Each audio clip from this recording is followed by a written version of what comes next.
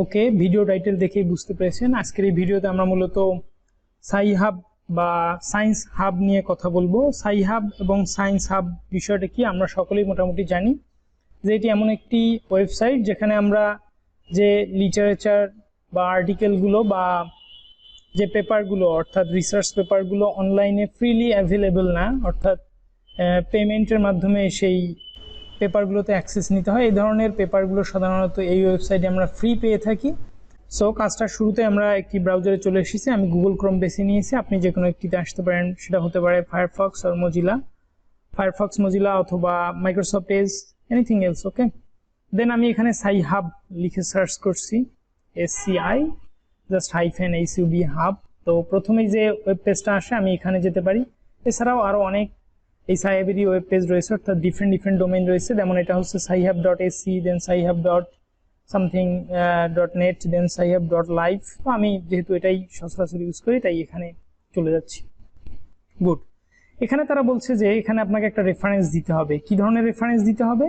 যে হচ্ছে আপনি কোনো একটা পেপারের টাইটেল দিতে পারেন, সেই পেপারের যে DOI নাম্বারটা, ডিজিটাল অবজেক্ট আইডেন্টিফায়ার, এগুলো দিয়ে সার্চ করতে পারেন। আচ্ছা, আমি গুগল স্কলারে যাচ্ছি যে কোনো একটা পেপার সার্চ করার জন্য, আসলাম গুগল স্কলার। ওকে, এখানে যেমন আমি লিখছি হচ্ছে AKR1C3, আমার এখানে লেখাই রয়েছে, আমি just AKR1C3 and breast cancer, and লেখার দরকার নেই অ্যাকচুয়ালি, কারণ আমরা হচ্ছে এখানে কিওয়ার্ড ইউজ করছি। গুড। তো আমি প্রথম পেপারটাই যাচ্ছি, এটা প্রবাবলি এলসভিয়ার এর, হ্যাঁ এলসভিয়ার এর, ইয়েস এক্স্যাক্টলি। তো এই পেপারটা পুরোটাই এখানে শুধুমাত্র প্রবাবলি অ্যাবস্ট্রাক্ট, ইন্ট্রোডাকশন, এগুলো ব্রিফলি দেওয়া রয়েছে। তো আমরা যদি পুরো পেপারটাই পেতে চাই তাহলে আমাদেরকে পেমেন্টের মাধ্যমে অ্যাক্সেস দিয়ে থাকে। যেমন আমাদের ঢাকা ইউনিভার্সিটি বলা রয়েছে যে university of Dhaka does not subscribe to this content on science direct, তাই আমরা এটাতে চাইলেও ঢুকতে পারবো না। ওকে, তাই সাইন ইন করেও লাভ হচ্ছে না, বাট আমরা চাই এই পেপারটা সামহাউ ম্যানেজ করতে।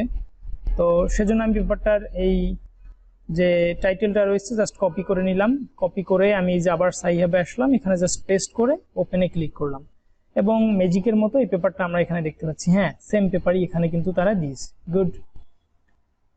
আবার আমরা যদি এই পেপারটারই কিভাবে ডিজিটাল অবজেক্ট আইডেন্টিফায়ার, এই যে DOI নাম্বারটা অর্থাৎ ডিজিটাল অবজেক্ট আইডেন্টিফায়ার, এই নাম্বারটা কপি করে নেই, যেমন হচ্ছে আমরা এই যে আমাদের লাগবে মূলত এই যে .org এর পরের পোর্শনটুকু, আমি এটা কপি করে নিলাম, কপি করে আবার সাই-হাবে আসলাম। আমি এবার টাইটেল দিচ্ছি না, জাস্ট হচ্ছে এটাও যদি দেই, অর্থাৎ আপনার কাছে যদি কোনো পেপার টাইটেল না থাকে, শুধুমাত্র DOI নাম্বারটা থাকে, তাহলেও কিন্তু হবে। আপনি এখানে দিয়ে দিলেই পেপারটা চলে আসবে। তারপর জাস্ট এখানে ডাউনলোডে র্যান্ডমলি ক্লিক করবেন, আমি ডাউনলোডে ক্লিক করলাম, তারপর একটা লোকেশন সিলেক্ট করে, সাপোজ আমি আপাতত এটা ডেস্কটপে ডাউনলোড করছি। ওকে, ডাউনলোড হয়ে যাচ্ছে। গুড। এভাবে আপনারা যে কোনো পেপার যেটা অনলাইনে ফ্রিলি অ্যাক্সেসেবল না, বা অনলাইনে ফ্রিলি অ্যাক্সেসেবল হলেও এটা এখানে এই সাই-হাবে পেয়ে যাবেন। এখন কথা হচ্ছে যে অনেকের প্রশ্ন যে সাই-হাবে এই পেপারগুলো কিভাবে চলে আসছে বা সাই-হাব কিভাবে ম্যানেজ করছে। দেখুন, সাই-হাব তাদের মটোতেই বলেছে যে হচ্ছে এই সাই-হাব এখানে বলেছে যে নলেজ টু এভরিওয়ান, আর এদের কিছু মানে কি বলে যে প্রিন্সিপাল হচ্ছে যে, আর এটা কিন্তু most controversial project in today's science. তো তাদের প্রিন্সিপাল এবং গোল হচ্ছে যে হ্যাঁ, আমাদের কাছে যেসব ইনফরমেশন রয়েছে সায়েন্টিফিক, এগুলো হচ্ছে ফ্রি অ্যান্ড আনরেস্ট্রিক্টেড অ্যাক্সেস থাকা উচিত। এবং এর পিছনে তাদের লজিক কি, যে এর পিছনে লজিক হচ্ছে যে রিসার্চগুলো হচ্ছে এগুলো হচ্ছে সব পাবলিক ডোনেশন থেকেই মূলত হচ্ছে, মানুষের যে ট্যাক্সের টাকা সেগুলোতেই হচ্ছে, তাহলে ইনফরমেশন কেন মানুষের কাছে অ্যাভেলেবেল থাকবে না? মানুষ তো একজনের কাজ আরেকজন কপি করছে না, বা হচ্ছে যে কপি করে তার নামে চালাই দিচ্ছে না, something not like that. Okay, good.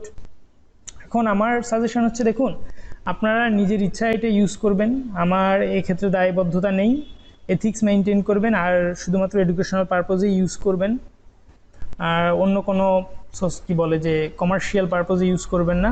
আর এখানে এটা ব্যবহার করার যদি কোনো ধরনের রিস্ক থাকে, এটা আপনার পার্সোনাল রিস্কে কাইন্ডলি ইউজ করবেন।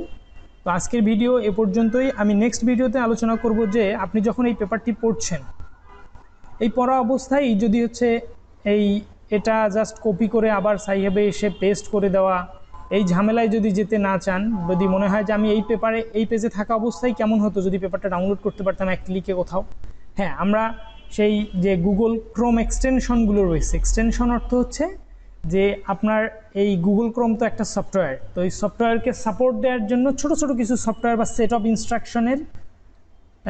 অফ ইনস্ট্রাকশনকে প্যাকেট করে এই এক্সটেনশন মানে বর্ধিত অংশ হিসেবে দেওয়া হয়। এগুলো একটা ছোট ছোট সফটওয়্যার যা হচ্ছে গুগল ক্রোমের আন্ডারে, অর্থাৎ গুগল ক্রোমকে হেল্প করার জন্য রয়েছে।